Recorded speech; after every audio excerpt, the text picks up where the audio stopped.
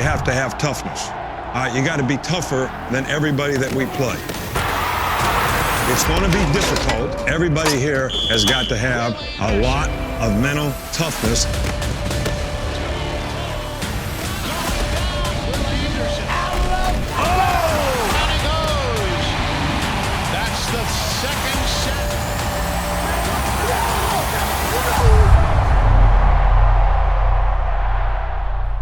Welcome, everybody, to another edition of the Nick Saban Show, brought to you by Truckworks, along with the head coach of the Crimson Tide. I'm Chris Stewart. Coach, congratulations, 63-7. Team very impressive in its win today over Louisiana Monroe. Well, we did some good things, but, we kind of challenged the players. There's a lot of distractions in college football right now. And as, you see people get upset like last week. And I think it's your ability to keep all these external factors out of your psychological disposition to how you play. Because we get judged as one of the best programs in the country, and the players get judged individually by how they play, regardless of what the point spread is, regardless of, who we're playing, regardless of what the score is in the game. So I really challenge the players to create value for yourself by how you play.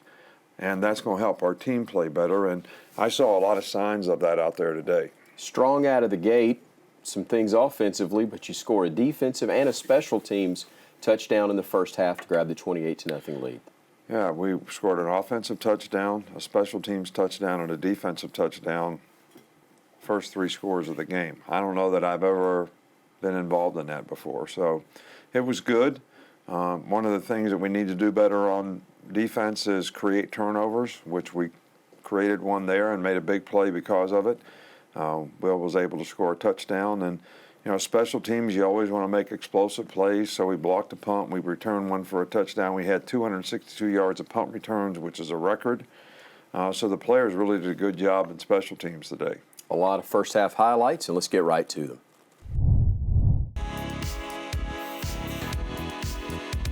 Play action, Bryce looking to his right. He's got a man over there. Catch is made. Nice comeback. 10-5. Touchdown, Alabama.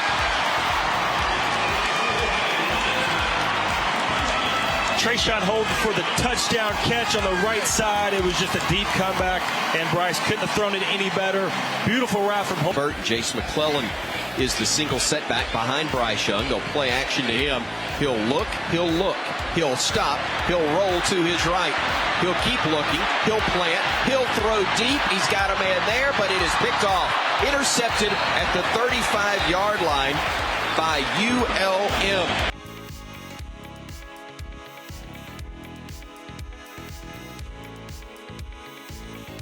First sack of the game recorded by the Bama defense. They'll try to hit the man out of the backfield. It goes off his head. Will Anderson, interception, 10-5, touchdown, Alabama. Will Anderson picking up the ping pong ball off the head of Andrew Henry, the intended receiver, who headed it inadvertently right to Will Anderson. And number 31 is back, ladies and gentlemen.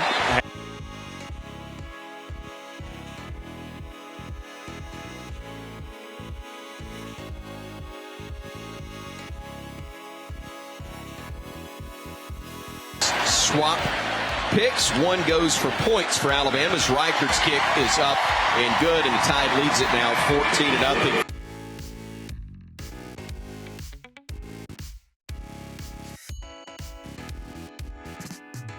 Evan McCormick, first punt, traveled 40 yards. Pressure up the middle, it's blocked. Ball down at the 5. Bama trying to pick it up. They do, and they will score. Malachi Moore, touchdown, Alabama. Defense and now special teams getting touchdowns in this one as the Tide adds to its lead. Do I hear 21? Yes, I do. Mullen single setback to the left of Young. He will roll the pocket himself left side. Cat and mouse, stops, spins, gets into the end zone. Touchdown, Alabama. What a play from Bryce Young.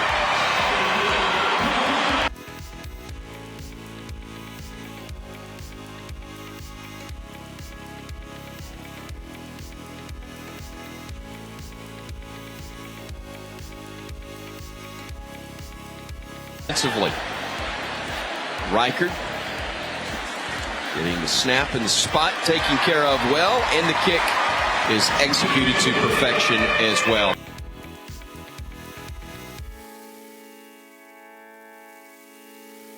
Gibbs in the backfield with Young, gets the snap, looks to his right, looks to his left, still looking, directing traffic, got a man in the end zone, touchdown, Alabama. Amari Niblack, his first career touchdown reception. The freshman from St. Petersburg, Florida, reels it in. Alabama now with a 34-7 lead with 52 seconds remaining in the half. That's how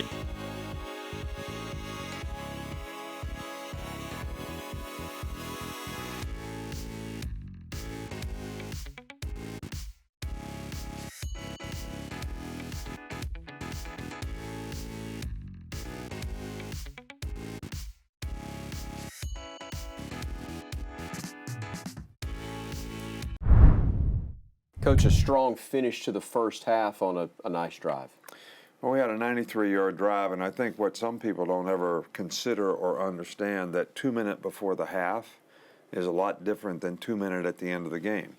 When you have 2 minutes at the end of the game, you know exactly what you need to score or win. Like last week, it was a field goal. Sometimes it's a touchdown. But you're really trying to steal a score before the half and not give the other team the ball back with field position, because you could actually, we got the ball on the 7-yard line, we could throw 3 incomplete passes, they get the ball at the 50-yard line, now they got a chance to score. So we ran a draw, it was a very good play out to the 20-yard line, so we went 2 minutes, and it was a really, really good drive, and I think it gave us a little momentum because we'd kind of bogged down a few times offensively before that, and we played pretty well after that. Coach, what'd you tell you guys at the half? Well, I told them we wanted to get off to a good start. They were going to get the ball, wanted to get 3 and out on defense, get a good offensive drive started so that we get momentum out of the half. And then I challenged the players. I said, look, a lot of guys are going to have an opportunity to play. Well, we expect you to play to a standard too. So when you get an opportunity to play, take advantage of it. I don't care what the score is, but you're being judged on how you play as well. So that was kind of the message. That was a choice they all needed to make. Because you choose your energy, you choose the intensity, you choose the focus you have, you choose how you prepare, you choose the discipline you play with. So we need more guys to do that, and I think a lot of guys got to play today, and I was really kind of pleased with the way a lot of guys played. Coach, let's take a look at those second half highlights. Left side along with Prentice. They've got 2 wideouts to the right. One of them, Cameron Lotzu, split in the slide. Pump fake to the right side. Looking back left. Gives to Gibbs. Got running room 35-30. Gibbs makes a man miss 25-20. Down the sideline 10. Inside the 5. Makes a man miss again. Into the end zone. Touchdown. Alabama. Jahmyr Gibbs. What a move. Crimson Tide. A 37-yard touchdown play. crafty right there from Gibbs as Bryce sets up to the screen to the right, looks back, and actually a screen to the left. Also, Alabama wide receiver able to screen Gibbs free, but it was 2 broken tackles right there in the open field where he...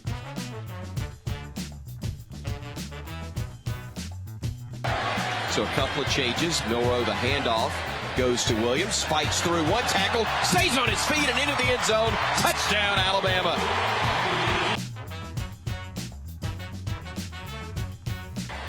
And Nealon Hibbett, the snap. All 3 phases good. High spiraling kick that Branch will field. The 31 goes to the right side. 35-40. Still on his feet across midfield.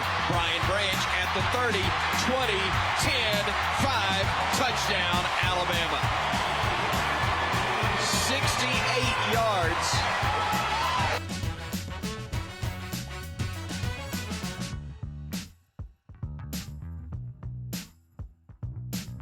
A year ago.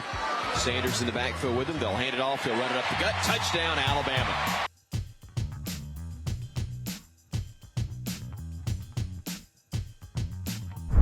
Coach, a lot of special things happening today in special teams. Well, I think special teams is really, really important in controlling field position because I've said this before, 100 yards of field position in the game usually ends up equaling about 6 points. So we had 262 yards in punt returns. We blocked a punt for a touchdown and a score. So these are things that can really be a huge factor in the future of our team to develop confidence. And when you do these kind of things, I think players develop confidence. You know, specialists execute better, and the people on the team, the punt return team, say, hey, man, we can take one back for a score. I want to do my job better. So I think all those things were really positive for our team today. 63-7, the final score. Bama a winner over the Warhawks of ULM. We've got a lot more to cover, though. Stay with us right here on the Nick Saban Show, presented by Truckwork. Coach, a big victory at 63-7, but what was the turning point really for you in this one?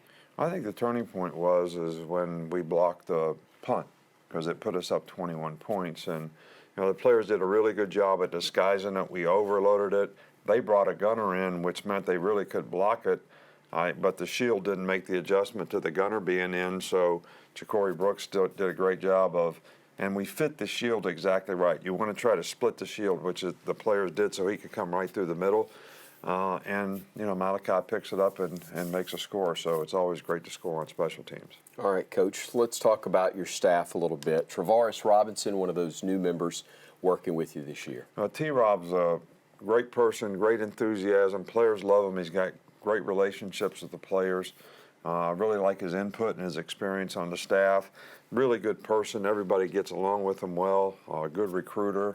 So just exactly the kind of guy that you want on your staff, and he's a great family guy. Let's go Mercedes-Benz All Access with Travaris Robinson. Good. Come on back, dog. Come on back. Don't go nowhere. Originally from Miami, Florida. Played my college ball at Auburn. Went to the NFL for a couple of years, a year with the Falcons, a year with the Tampa Bay Buccaneers, and then I got into coaching. I always knew I wanted to be a coach, something that I always had a passion to do. Didn't think I was a good enough player to play professionally, but had an opportunity, so took full advantage of it. As soon as it was over, went back to college and started my coaching career there. I was a student coach for a year, and then I was a graduate assistant under Tommy Tuberville, and that's when I met Coach Muschamp and those guys, and kind of got connected that way, and the rest was history. Playing at Auburn and coaching at Alabama, you know what, to be honest with you, I really hadn't thought about it that much. For me, it was just more of an opportunity to come play for one of the best coaches that ever did it, who's a defensive-minded guy, who's a defensive back guy. I mean, who wouldn't do that? It's a great opportunity. It's a great place, historical place, and a chance to win was very important to me and my family. My philosophy as a coach is to, number one, be a player's coach. I want our guys to be comfortable coming in and speak with me about anything, not just football. And I know, football is the reason that I'm here, but at the end of the day, that's not the entire reason. It's to pour into these young men and give them a chance and give them some of my life-learned experiences, that they don't have to go through some of the difficult things that I went through, but also they can go through some of the enjoyable things that I went through. So my wife, Mandisa, her and I went to high school together. We have 3 kids. So we have Tyson, who is 10, we have Travis, who is 7, and then my daughter, she lives in Birmingham with her mom. My 10-year-old, he's kind of a smart guy, and he always talked to me about football. He give me plays before the game, what should we do? He's a very analytical kind of a guy. My 7-year-old, he's a little bit of a knucklehead, and he loves to play football. I'm excited about them, so if they continue to do it and they want to play, all well, we're going to get them coached up and get them ready to go, but we'll see. Coaching under Coach Saban is very, very, very, very beneficial and rewarding. It's been really good. I really enjoy being around him every single day, getting to ask him some of the questions that probably people in the world would love to ask him, and they don't have the ability to do that. And I think just having that relationship with him and being in there every day with him, and along with Coach Golden, those guys do a really good job, and very excited about the staff that we assembled. Coaching with Coach Saban and being a part of this program is a tremendous honor. Not anyone get a chance to coach with Coach Saban. So you got to be able to think fast, you got to be able to react fast, you got to be able to handle the pressure of being one of the top programs in the country. So just having that opportunity and very grateful for the opportunity to be able to do this. I'm gonna give you my best, definitely do that. I got all the emails, all the Twitters about, are we gonna play the ball better down the field? We're definitely gonna work on doing that. But the one thing I would say, I'm excited about it. I'm all aboard and ready to go do my part, helping us do what we need to do for our season to be as successful as it should be.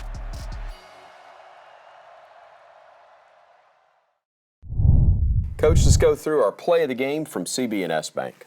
Well, I just think we made it to play of the game because people are always interested in punt returns and wall returns and, you know, how we do it. But, you know, we're going to take and bump the center so he goes off this way. We got two guys clamping here, one wall guy. This guy's going to rush and become a wall guy. 7 is going to drop back and actually do what we call bluff their gunner, to try to get him to come inside. So one of the two of them can pin him. And you'll see how these guys down at the bottom sort of clamp their guy. 26 does a great job. 37 does a great job. We only have one guy forcing the kick. All right, so those guys are stabbing and lagging their guys, doing a really good job. So you see the bluff occur. All right, 7 bluffs the guy. All right, then he takes him over, and then 6 becomes the 5x5 guy to start the wall. All right, and then you see everybody else has leverage on their guy, and you see the wall develop with the wall guys. And then 14, Brian Branch does a really good job of hitting the crease. Everybody's smart about not holding or blocking behind. So big play. I love punt returns. I was a punt returner when I was in college, so that's kind of my favorite play. Coach, been doing this a long time. I love the player features because I love hearing you talk about great young men like Jalen Moody. Yeah, well, you know, my hat's off to a guy like Jalen Moody because, you know, guys that can focus on their development and stay here for a 5th year and not be a starter until their 5th year. He was a core teams player. He was a great special teams player. And now he's a starter and very, very productive. And, you know, his maturity and how he looks at what he has to do to create value for himself has improved dramatically. And I'm really, really proud of him, not only as a player, but also as a person. We're going to shine that spotlight right now on Jalen Moody. Play action to Johnson. They'll look for Card. He's going back. He's going down. Big hit delivered on Alabama defensively by Jalen Moody. I chose to come to Alabama strictly because of Coach Saban and the rich history that he had and the tradition that he had. I wanted to be a part of that, you know what I mean? And I just wanted to come here and eventually win a championship and hopefully get a good education. One, being first in my hometown to get an offer from the University of Alabama, and then also getting a scholarship, you know, it means a lot, you know, just to have that opportunity to educate myself on a different level and do something that, you know, a lot of people didn't get a chance to do in my hometown. Interception, Alabama, after De'Aaron King fired it. The ball caromed and came to Jalen Moody. My major is consumer science, focusing in family financial planning, but I plan to take that major and use it to give back in my community and help some kids reach the same level that I did, you know, as far as athletics, and be a mentor as, you know, off the field as well to help them as well. As soon as I got here on campus, you know, I felt love, you know, and they made me feel like I was at home. And it is a home environment. You know, I definitely felt at home as soon as I touched down. Game day in Bryant-Denny, man, it's crazy, man. I mean, the fans going wild, it's really loud. You know, you can't really hear as well, the crowd noise. And so, you know, just being able to walk out that tunnel and see all the fans there for you and want you to go out there and play, sometimes you feel like a little gladiator, you know what I mean? But it's really surreal. Well, you got my mom and dad, Greg and Kesey Moody, and then I got 2 older brothers, Greg Jr., and then my second brother, Michael, and then it's me and I got a twin brother as well. We fraternal, we don't look nothing alike. I just can't express how much, you know, I'm grateful for them, you know, being in my life and everything that they instilled in me. Coach, what's next? We're back at Bryant-Denny under the lights, though, a 6:30 kick against an improved Vanderbilt squad. Well, Vanderbilt's scoring a lot of points. So, you know, we did a lot of study on them last year. I haven't seen them a lot this year, but they're 2-1, and I think much improved. So I think their coach is doing a really, really good job with their team. And when you get into the SEC play, you know, everything sort of elevates a little bit because you can't afford to stub your toe anywhere along the way. So we're going to have to get our guys ready to go this week. Always appreciate the time, Coach. Thank you so much. Thank you for joining us, and we'll see you next time right here on The Nick Saban Show.